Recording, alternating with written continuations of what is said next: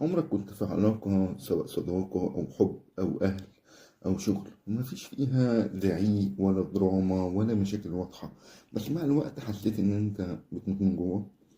هو مفيش خناقات لكن برضه مفيش دفى، مفيش أذى مباشر بس برضه مفيش تواصل ولا تقدير ولا دعم.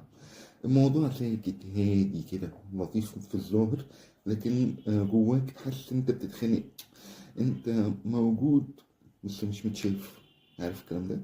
النهاردة هنتكلم عن نوع من العلاقات اللي مش بيتكلم عنها ناس كتير.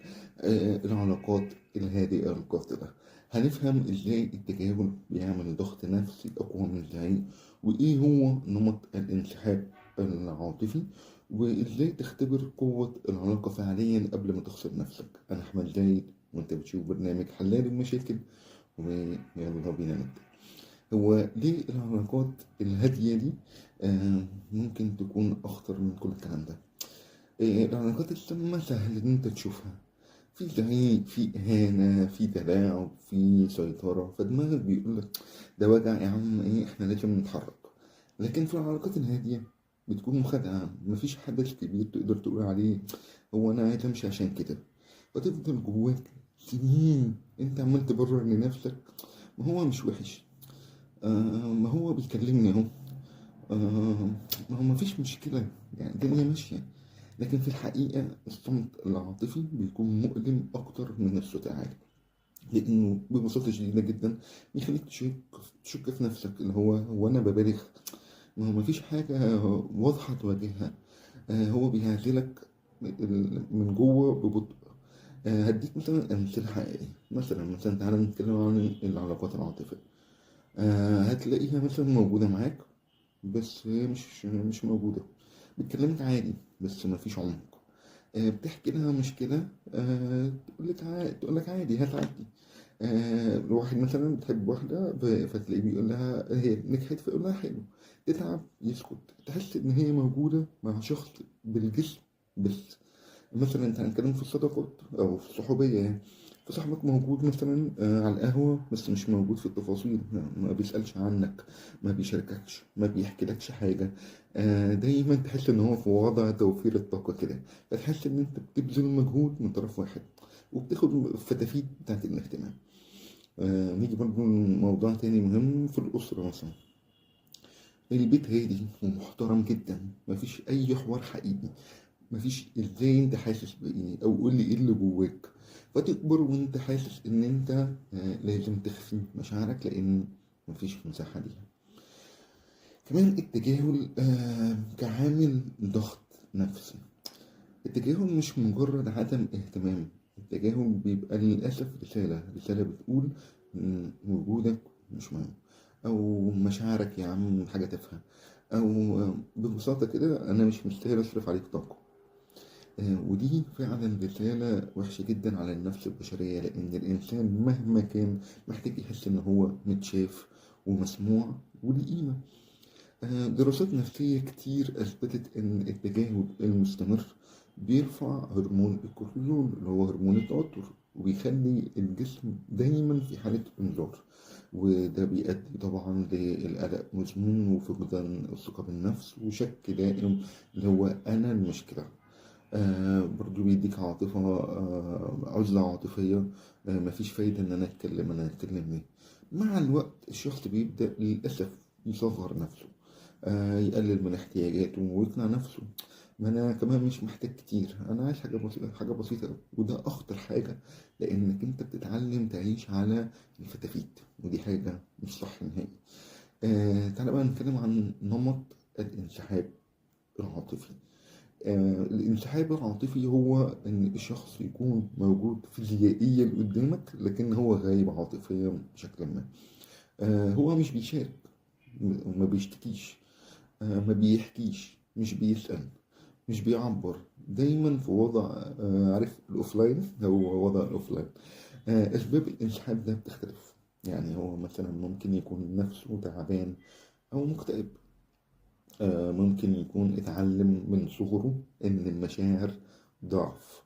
ممكن كمان يكون خايف من القرب الحقيقي، أو ممكن ببساطة يعني مش مهتم. هو بيحاول يحافظ على العلاقة كشكل، مش كوجود حقيقي. والمشكلة إن الطرف التاني اللي هو أنت بيفضل يحاول يملى الفراغ، فبتبدأ تسأل أكتر، تشارك أكتر، تحكي أكتر، وهو يفضل على نفس الوضع صامت. فتبدأ تدخل في دايرة مرهقة جدا. أنت بتدي وهو بياخد، أو ممكن حتى ما ياخدش. طيب ازاي نختبر قوة العلاقة فعليا؟ آه مش كل علاقة هادية يعني علاقة سامة على فكرة، عشان يبقى برضه الكلام واضح. في علاقات هادية صحية مستقرة آمنة ما فيهاش دراما، لأن فيها احترام وتواصل. الفرق بين العلاقات الهادية القاتلة والتواصل الحقيقي إن هي يبقى فيها تواصل حقيقي واستجابة، ده بشكل عام. طيب تعالى نختبر العلاقة بأربع أسئلة بسيطة. لو أنت احتجت دعم حقيقي هيكون موجود؟ مش كلام يعني. أنت لو وقعت أو تعبت نفسيا أو احتجت حد يسمعك، هيبقى موجود فعلا؟ ولا هيقولك مثلا أنا ورايا مشوار أو خد راحتك، وهو مش موجود معاك برضه؟ كمان السؤال التاني، لو أنت عبرت عن احتياج واضح هيستجيب. جرب مثلا تقول بوضوح أنا محتاج نتكلم أكتر، محتاج أحس إن أنت مهتم، محتاج تشاركني. لو سمعك وتحرك حتى لو ببطء يبقى في أمل. إنما لو تجاهل أو قلل أو قالك يا عم أنت حساس قوي، هنا يبقى في مشكلة كبيرة. تالت حاجة، إن هل في تبادل حقيقي؟ يعني العلاقة الصحية بيبقى فيها أخذ وعطاء، مش لازم يكون بالتساوي كل يوم، لكن على المدى الطويل لازم يكون فيه توازن. لو انت شايف ان انت دايما اللي بيبدأ واللي بيسأل واللي بيدي والطرف التاني بياخد بس، ده يبقى استنزاف. رابع سؤال، انت بعد ما تقابله او بعد ما تقابليه بتحسوا بايه؟